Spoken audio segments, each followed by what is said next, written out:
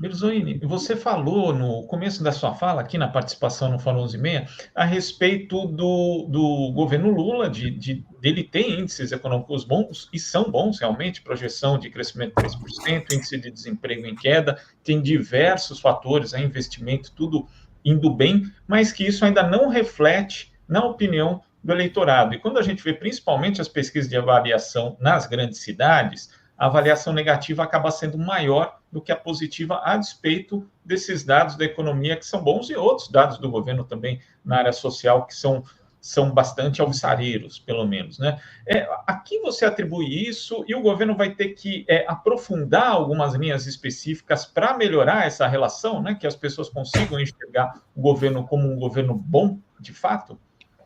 Nós precisamos entender que o Brasil é um país muito desigual. Ou seja, o Brasil, embora tenha uma economia entre as 10 maiores do mundo, na renda per capita ele está lá para cima do 60º lugar, e no índice de Gini acima de 80. O Brasil só tem uma desigualdade menos ruim do que 7 países da África.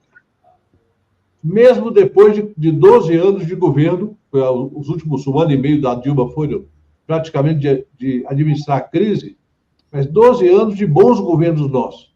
Então, muitas vezes, o discurso do governo de que, olha, melhorou isso, melhorou aquilo, soa até como falso para uma parte da população que não está vivendo essa realidade, que sofre muito com o transporte público, que sofre muito com a falta de renda, uma renda média baixa. Então, é preciso, inclusive, calibrar o próprio Lula. Eu sei que ele faz isso com a melhor das intenções, mas calibrar para não parecer que você está vendendo uma realidade que não existe. E mostrar que tem um longo caminho pela frente para reduzir essa desigualdade e fazer os direitos sociais chegarem a todos de fato. Você pega a situação da insegurança pública hoje. Então, achar que vai refletir dados econômicos positivos, e são positivos, dados sociais em evolução, diretamente na aprovação, principalmente porque a nossa comunicação não está exatamente boa.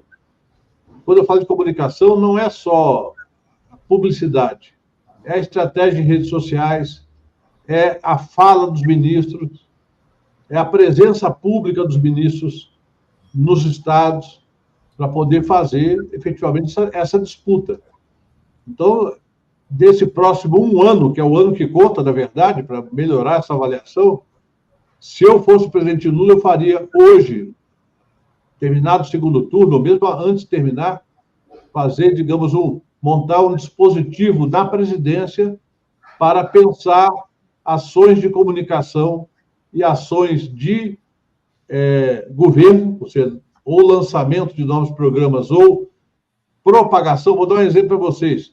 Foi lançado no começo do ano, por decisão, inclusive do Supremo, que instou o governo a fazer isso, com a presença do padre Júlio, com a presença de muitas lideranças de moradores de rua, um programa com recursos, salvo engano, de mais de R$1 bilhão para a população de rua.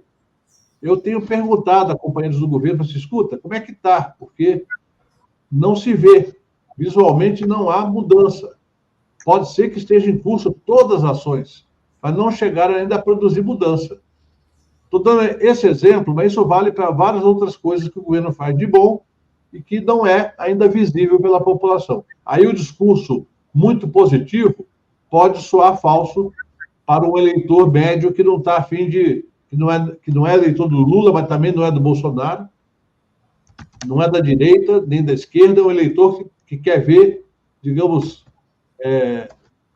a evolução da vida nos seus aspectos mais cotidianos.